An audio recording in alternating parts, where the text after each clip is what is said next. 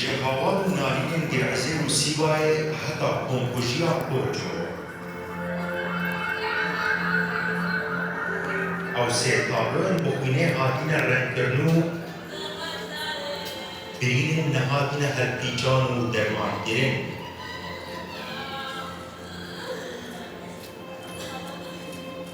دم چارده طباخا سالا 2007 جی نحیا گرزه و کمالگاه سیبا شیخ دینا آرمانج جنابر و نهیلانا نفشه ازدیانا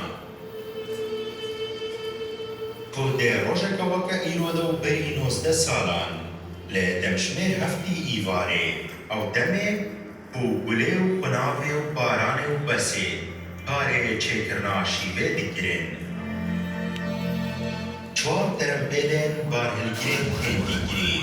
بو تشیبون جکر بو کینا بسالان یاد ناف دل تاریک پرسان دا ایک جوان لسنته نحیا گرعزیر و یک لبنده عزیری کبنو ددوجی لفمارگها سیباش خدره لباشور روشاوای شنگاله و تقاندن ده انجام دا 312 گیانن به گناه شهید بونو 900 کس جی بریندار بون لرخکی دیتر جی بشه لاشن بدهان مروفان بونا قدو پرچو بین اسناما لمزار شیخ من ده گورکه دا با آخیات نسپاردن ده پشترا رخلاوة تیورستیا القاعدة و برسالتیا با جوان تقینان راگهاندن و لگول راپورتکا رخلاوة خاچا سورا مافین مروفان لعراقی تقینن گرعزه و سیبا شیخ دره دنا فرزبندیا دهش بهسترین تقینان دبون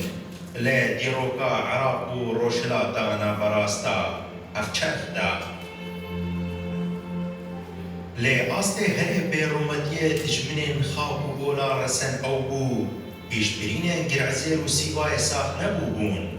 لپانزده طباخا سالا 2014 و لزنجیرا جنوساید ازدیان اگل بی اگه دا ده تاوانکا به سنور دا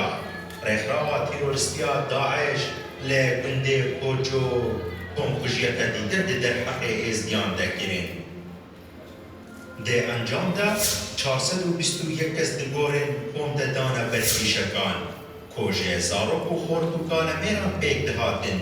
و خوینا همیان جی تیگلی ایک بود 83 کس دوان گورن بکوم دا ونداغون اتانو هجی ناسناماوان نهاتیا راشترکرین 707 کس جه زاروک و کچو جنان جی هاتنا رواندن اتانوها گورن ونده کوچو چاوره هستیکن بدانین خوینا داکو جه بزیشتیا دات لی بغدای وگرنو جارک دیدره آخوان وان هم بیز بگر گرعزه و سیبا شخدرو کوچو سیناوین جدانا لی به دردو ایشو برینک هفباش ده حتا حتای نالن